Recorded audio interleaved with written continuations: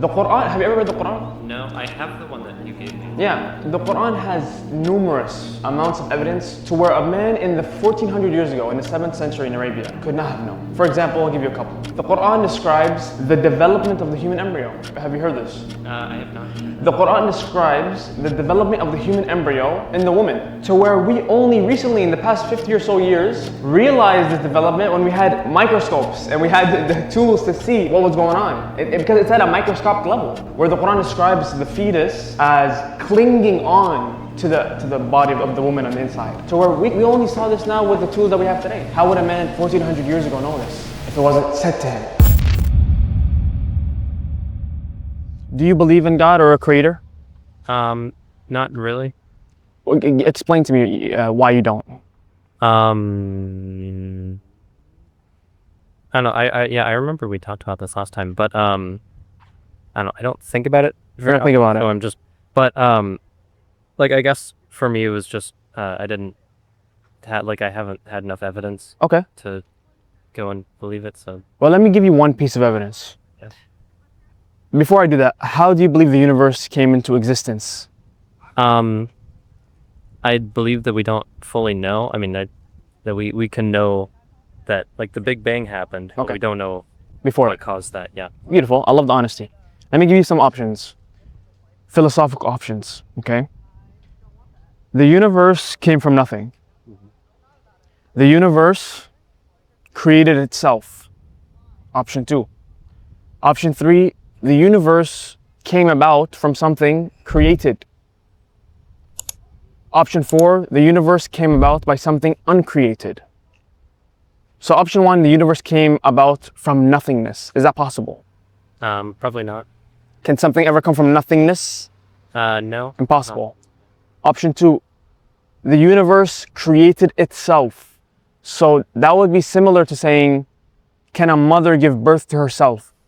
Can something be in existence and out of existence at the same time? No. Impossible. Third option, the universe was created or started by something created or started. What do you think about that option? Oh yeah, I do remember discussing this before, and it could have been, but then the created thing would also have to be created. Exactly. There would be an infinite regress. Yeah. It would be like the example, I probably told you it, but if I were to say, I want to shoot a ball, but before I shoot the ball, I have to ask permission from the person behind me. And before he can tell me, he has to ask permission from the person behind him. Ad infinitum. Would I ever shoot the ball? No. Never. So the third option is out of the way. That's what we see as Muslims. We don't have blind faith as Muslims, because a Muslim is a submitter to the Creator. Allah gave us minds and brains to think about, to come to know conclusions. That's why we say the fourth option is the only option, that the universe itself came about by something uncreated or unstarted. And this uncreated, unstarted entity is what we call Allah. The entity that had no beginning, no end, the independent source. What do you think about that fourth option? Yeah, it could. I mean, because obviously we wouldn't know what exactly the uncreated. Well, like.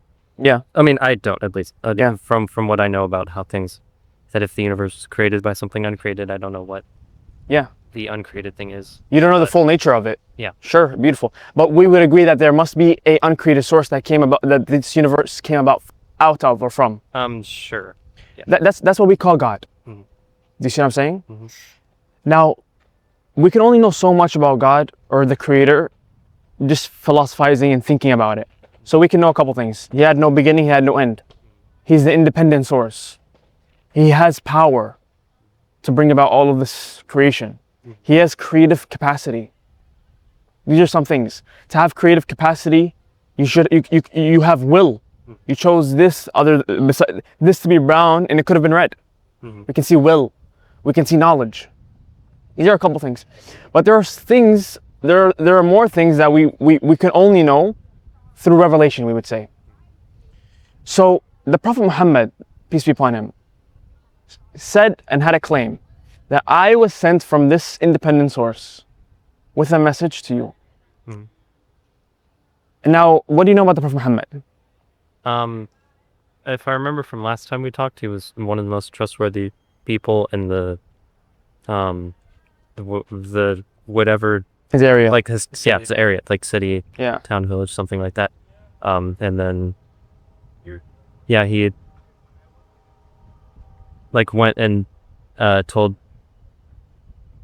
I don't entirely remember, but like Yeah. I know he had said he had A message. information, Yes. information from God or Allah. Yeah. So the Prophet Muhammad, think about it from a human perspective. The Prophet Muhammad was living in Mecca. Mecca, you know Mecca, right? Today. It's where the Kaaba is the black box where the Muslims go for pilgrimage. He came from a noble lineage. So he had status already. The people knew him and they trusted him. They called him the trustworthy, the honest. The people, they loved him already. He had money.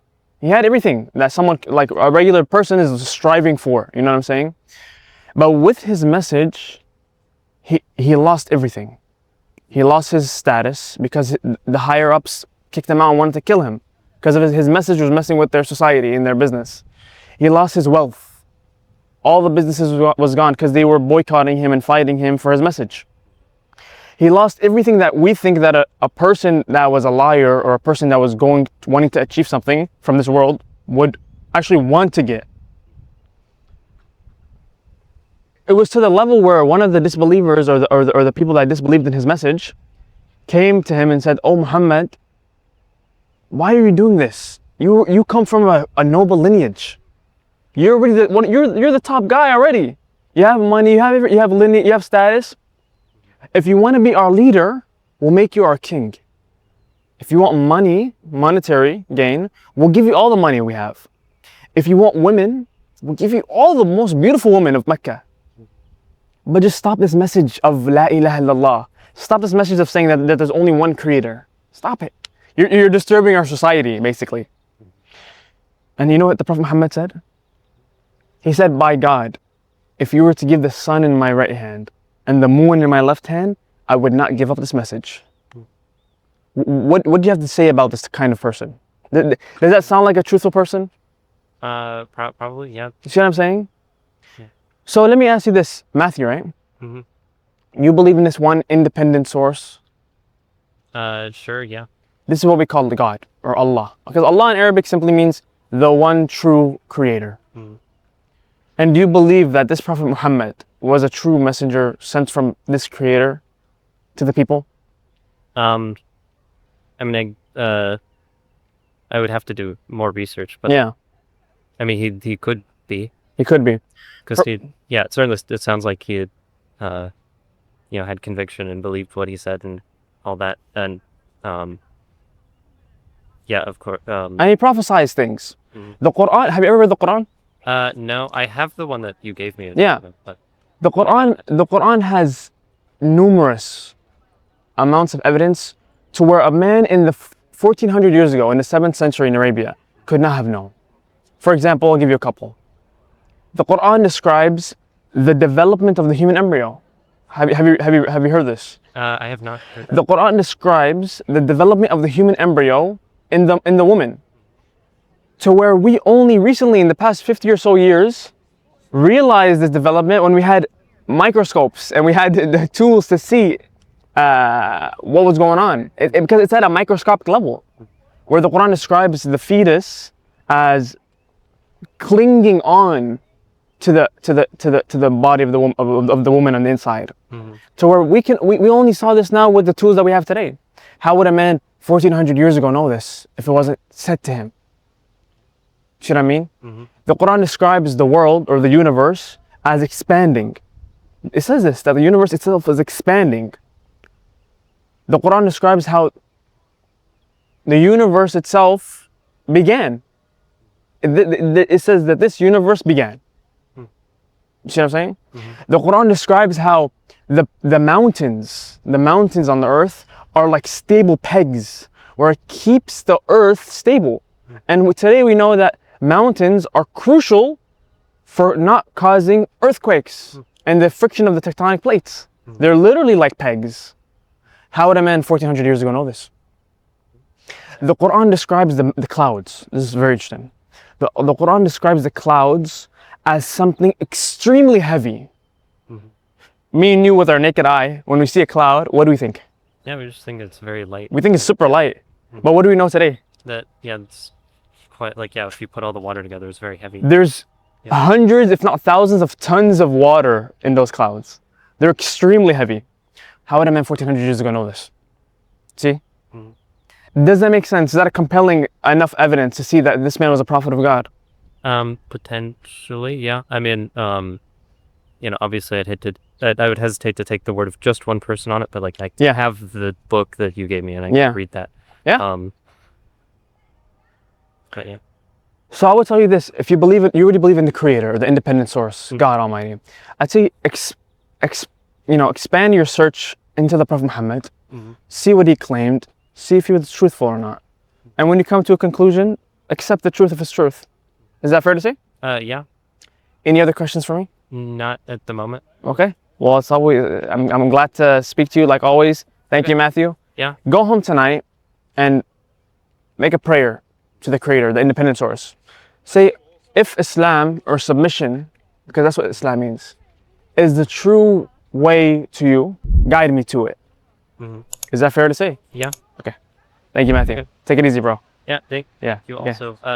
See you next week. You can come next week. I'll be here Friday. All right, brother. Have a good day.